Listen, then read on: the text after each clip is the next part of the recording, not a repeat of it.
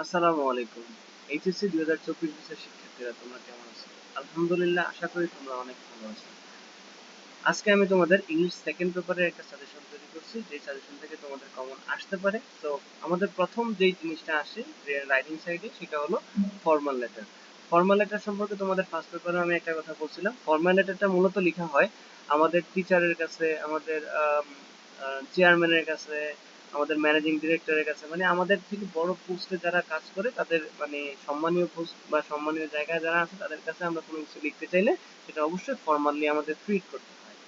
So আমি তোমাদের total 6টা ক্যাটাগরাইজ করে 6টা জিনিস দিয়েছি। সেটা হলো যে প্রথমে আসো setting up a can college canteen আসতে পারে, ডিবেটিং ক্লাব আসতে পারে, ল্যাঙ্গুয়েজ ক্লাব, অথবা যে কোনো কিছু একটা তোমাদের কলেজে নাই, সেখানে সেখানে তোমাদের সেট আপ করতে হবে।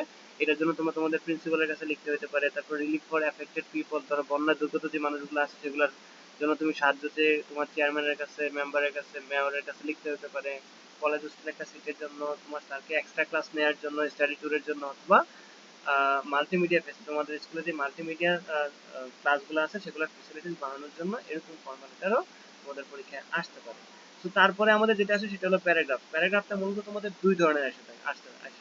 সেটা হলো নর্মালি আমরা যে প্যারাগ্রাফগুলো পড়ি সেগুলা, আর দ্বিতীয়ত হলো আমাদের কজ এন্ড ইফেক্ট অথবা কম্পারিজন এন্ড কন্ট্রাস্ট, এগুলো থেকে আসতে পারে। So, প্রথমত আসে আমরা প্যারাগ্রাফ গুলা জানি যে কোনগুলা থেকে কোনগুলো আমাদের মোস্ট ইম্পর্টেন্ট। সেগুলো হলো অনলাইন এডুকেশন আসতে পারে, তারপরে আমাদের ক্লাইমেট চেঞ্জ চেঞ্জ সম্পর্কে আসতে পারে, এন আইডিয়াল স্টুডেন্ট এটা আসতে পারে। তারপরে হলো যে আ সোসাইটি আই ড্রিম অফ, তার মানে কি আমি যেমন সোসাইটিটা দেখতে চাই সেটা অনুসারে। এটা মনে হয় গত 22 সালে অথবা 23 সালে সিলেট বোর্ডে আসছিল। যেখানে আসুক না কেন, এটা আমার কাছে ভালো লাগলো যে যেটা আসতে পারে এবারও। আর এর মধ্যে থেকে ফিমেল এডুকেশনটাও তোমরা দেখে নিতে পারো। এই হলো তোমাদের মোস্ট ইম্পর্টেন্ট। তাছাড়াও বাকি যেগুলো আছে এগুলো তোমাদের জন্য ইম্পর্টেন্ট, এগুলো তোমরা একটু দেখে নিবা। তারপরে আমাদের যেটা আছে সেটা হলো কি কজ এন্ড ইফেক্ট অথবা কম্পারিজন এন্ড কন্ট্রাস্ট। তো এখানে আমাদের যেটা আছে প্রাইস হাইক, এটা তোমার কজগুলা, কারণগুলা কি কি আসতে পারে, ইফেক্ট এটা এবং তার প্রভাবটা কি পড়তেছে সেটা অনুসারে লিখতে হতে পারে।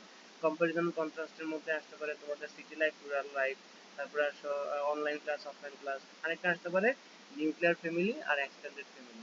তো এটাও লিখতে পারো নিউক্লিয়ার ফ্যামিলি আর এক্সটেন্ডেড ফ্যামিলি, এটা সাথে লিখে রাখতে পারো। এই হলো তোমাদের কম্পারিজন এন্ড কন্ট্রাস্ট যে প্যারাগ্রাফগুলো আসতে পারে। সো এই ছিল তোমাদের ইংলিশ সেকেন্ড পেপারের রিটেন পার্টের সাজেশন।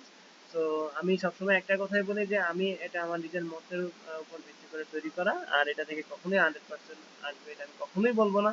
কারণ পরীক্ষাতে যেটা পরীক্ষকের মন চায়, মানে যে প্রশ্ন করছে সে যে কোনো প্রশ্নই দিতে পারে। আর যেটা আমি সবসময় বলে থাকি, তোমরা তোমাদের মতো পরিশ্রম করে যাও, আর পরিশ্রম করলে সফলতা তুমি পাবাই, সফলতা আসবে ইনশাল্লাহ। কারণ আল্লাহ পরিশ্রমীকে কখনোই নিরাশ করেন না।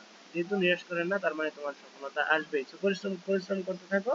আর যে কোনো প্রবলেম, যে কোনো সময়, যে কোনো সমস্যা আমার সাথে ডিসকাস করতে পারো। কমেন্ট বক্স তোমাদের জন্য ওপেন অলওয়েজ। ভালো থাকো তোমরা। আল্লাহ হাফেজ। আসসালামু আলাইকুম।